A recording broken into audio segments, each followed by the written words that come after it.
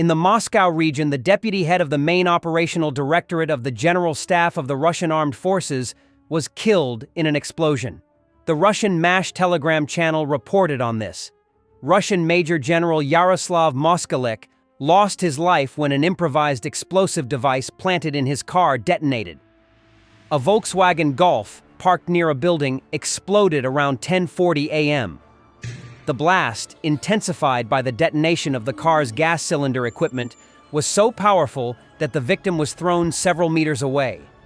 In addition to the car's explosive equipment, other components of the explosive device may have included rounds for a VAG-25 underbarrel grenade launcher. It is reported that the explosive device could have been triggered remotely when the officer, who had lived in the same area, had approached. A year before the explosion, the car was sold several times and had at least 3 owners who could have converted the gasoline vehicle to run on gas equipment. The previous owner of the car sold it to a 29-year-old citizen of Azerbaijan. Almost immediately, the new owner resold the vehicle to a 26-year-old Andriy P., who claims that within a week, he resold the foreign car to a 40-year-old Inat K., a native of the Ukrainian city of Sumy. Last year, Lieutenant General Igor Kirillov, the chief of Russia's nuclear, biological, and chemical protection troops, was killed in an explosion in Moscow. The explosion occurred at around 6 a.m. local time on Tuesday, December 17th, near a residential building on Ryazansky Prospect in Moscow, as Kirillov and his assistant were exiting the building. According to the investigation, the explosive device was planted in an electric scooter that was parked near the entrance. As a result of the explosion in the building itself, the entrance door was blown off, and windows in the apartments from the 1st to the 4th floor were smashed. On the eve of the explosion, the Security Service of Ukraine reported that it had served a notice of suspicion to the Russian general, who ordered the use of chemical weapons against the Ukrainian Defense Forces. In the other news about Russian generals, Russian ex-commander Popov jailed for 5 years, stripped of rank for fraud. Ivan Popov, a disgraced ex-commander of Russia's 58th Army fighting in Ukraine, was sentenced to 5 years imprisonment over a large-scale fraud, Interfax reported. Of course, his only sin was saying that things are not going well for the Russian army in Ukraine. Ukraine's 59th Brigade showcases the results of remote mining near Nadivka. Entire Russian convoys were destroyed without pilots or artillery needing to engage directly. Ukraine's 59th Motorized Brigade, a seasoned formation known for its agility and technological adaptation, has been operating across key hotspots in eastern Ukraine. Their latest success near Nadivka is not just another battlefield victory. It's a striking example of how modern warfare is evolving in Ukraine's favor. The brigade's use of remote mining systems, which can deploy explosives from a distance with pinpoint accuracy, allowed them to eliminate entire Russian convoys without exposing their own troops or relying on traditional artillery strikes. Nadivka, located on the volatile Eastern Front, has been a critical transit hub for Russian forces attempting to rotate troops and deliver supplies to more active sectors. By targeting this choke point, Ukraine disrupted not just a single column, but a key artery of the Russian logistical chain. Satellite and drone footage later confirmed the destruction. Burned-out vehicles, scattered debris, and immobilized armored transports littered the road, all the result of mines deployed by a unit nowhere near the front line. Remote mining, particularly when executed with precision drone coordination, represents a growing tool in Ukraine's arsenal. It's part of a broader shift away from manpower-heavy frontal assaults toward automated standoff engagements. For the 59th Brigade, this wasn't their first use of such systems, but the scale of success near Nadivka marks a new high point. By avoiding direct fire and still achieving strategic disruption, they've showcased a level of tactical sophistication that even larger, better-equipped armies often struggle to match. This action also reveals a vulnerability in Russia's evolving battlefield posture. With their forces stretched thin and reliant on predictable routes for supply and rotation, they've become increasingly exposed to remote ambush tactics.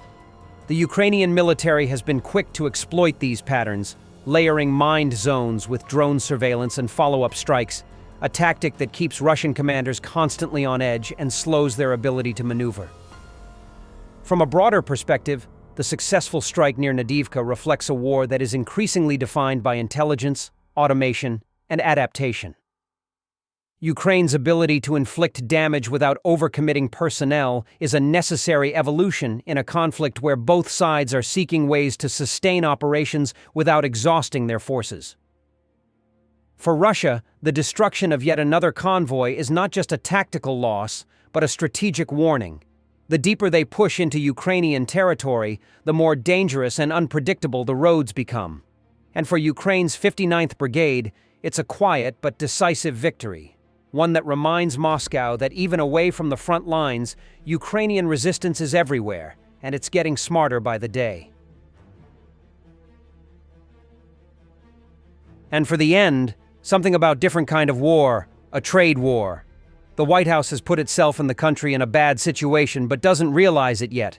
Around April 10th, China to USA trade shut down. It takes approximately 30 days for containers to go from China to LA. 45 to Houston by sea, 45 to Chicago by train, 55 to New York by sea. That means that there are no economic effects of what was done on April 10th until about May 10th. Around that time, it's already started to happen, trucking work is going to dry up. Warehouses will start doing layoffs because no labor is needed to unload containers and some products will be out of stock, reducing the need for shipping labor. All this will start in the Los Angeles area. After about 2 weeks, it'll start hitting Chicago and Houston. Let's say the White House, after 3 weeks, changes its mind on May 31st. This isn't working out like we thought it would. Tariffs back to zero. Let's say China says bygones be bygones, we'll go back to how things were. Let's say every factory in China that got screwed by their orders being canceled says the same thing, no problem, we'll make and ship. The problem is, even under the most favorable conditions of China and the factories restarting economic ties as though nothing happened, it will be at least another 30 days before economic activity is revived, and that's just in LA. In Chicago, Houston, you'll need to wait another 45 days. New York, at that point, will still be getting containers from before April 10th. They will then have 50 days, May 31st minus April 10th, of zero economic activity at the ports, in trucking of Chinese goods, in warehousing. The whole situation is a bit like lockdowns. Once you shut down, it takes a long time to get economic activity back to where it was, if you ever can. And again, this assumes that China and its factories, which make things you can't buy elsewhere, will start right back up again as though nothing happened, which is unlikely. It's almost like we're speeding towards a brick wall, but the driver of the car doesn't see it yet. By the time he does, it'll be too late to hit the brakes. Thanks for watching, and don't forget to subscribe. Also, if you want to support Warthog Defense, please become our member and get early access to new videos, exclusive members-only videos, and become administrator in comment section. The membership link is in the description. Rescues every day. We had a guy last week, it's 6 rescues in 6 days. You know, he's doing the job every day.